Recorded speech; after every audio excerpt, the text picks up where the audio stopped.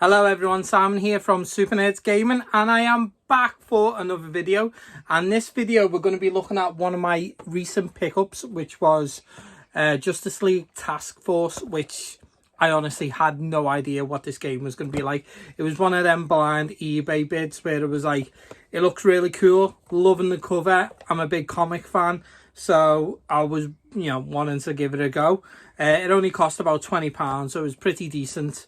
Unfortunately, it is not box complete, but it's just missing the manual. Joe, it's not the end of the world.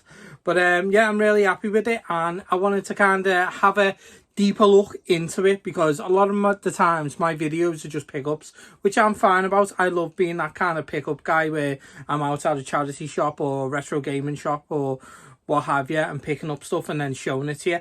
But I thought I wanted to do a bit something different now and have a look at these games and have a bit more closer look, but not a review, because I just don't see myself as a review guy. And yeah, I wouldn't want to be that person because it's too much work and I don't want to. But anyway, we're going to be taking a look at this game. We'll start off by having a look at the intro of this game, which is pretty awesome. I like it. It's got some cool voice segments in it. So we'll give that a look and then we'll have a little look deeper.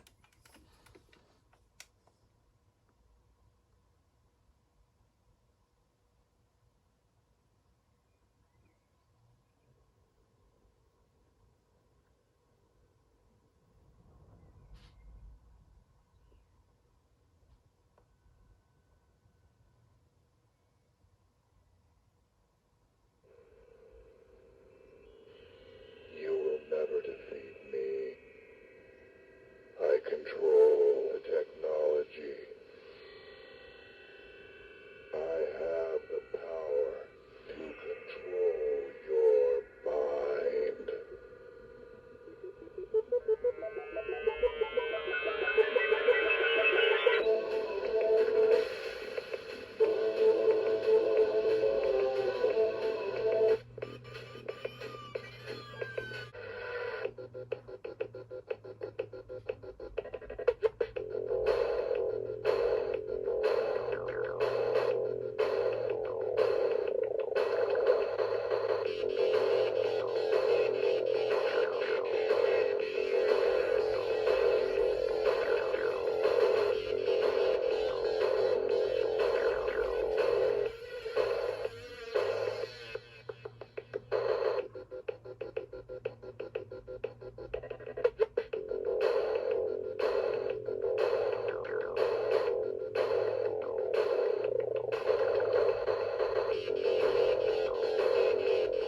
So we've just taken a look at Justice League Task Force. I don't know why I had to keep looking at the box to say that.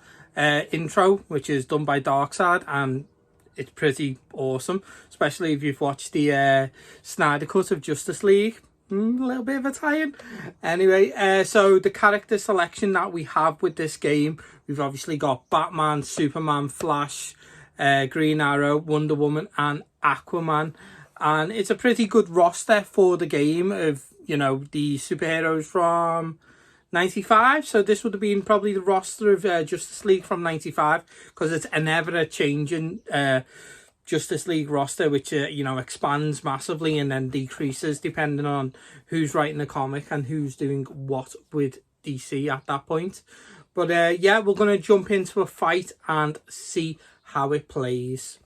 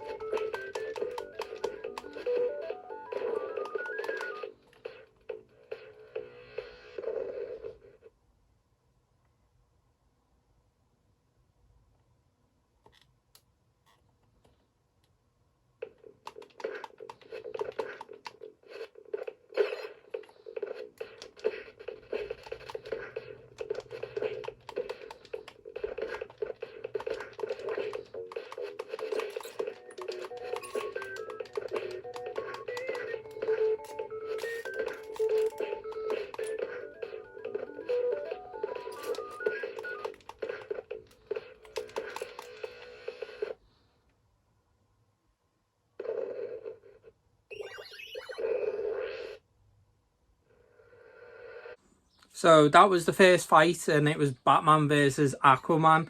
And the graphics look great on this game. They do look great, but it's very lackluster. And yeah, I mean, without having the manual there to look for special moves, I mean, I could probably just not eBay it, sorry, Google it and find them.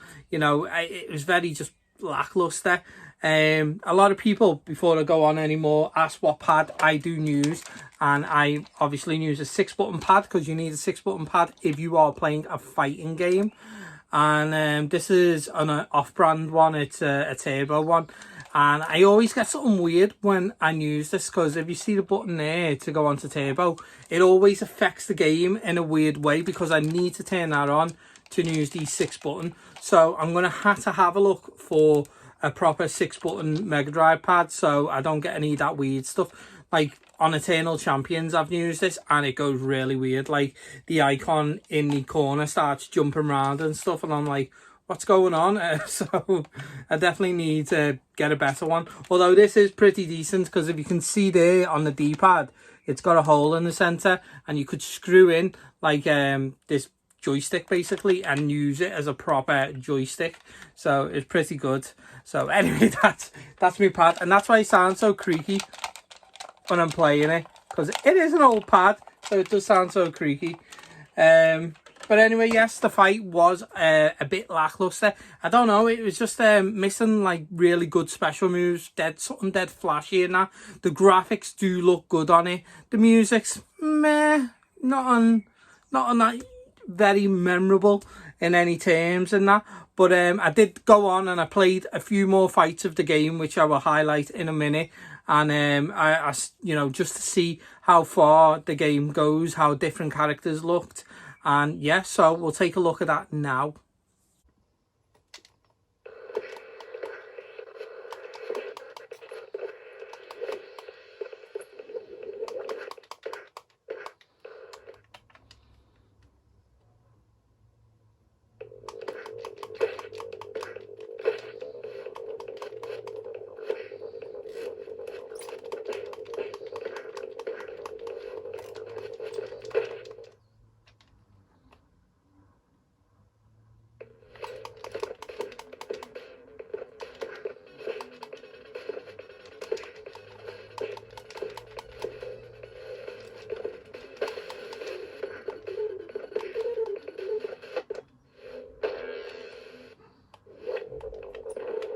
So there you've just seen a couple more fights going up into the game. I didn't actually get to the last boss, which is Darkseid, and I didn't get to Wonder Woman because I just got my ass kicked by Green Arrow, who absolutely hammered me. But the character models on this game do look really good. Got to give credit where credit's due. The graphics are very good. As I said before, with the first fight, it is just very lackluster. Some of them, it might be better if I knew, Batman's moves and he does batarangs or stuff. I just don't know. But it's a very meh game, but it's one I'm okay to have in my collection.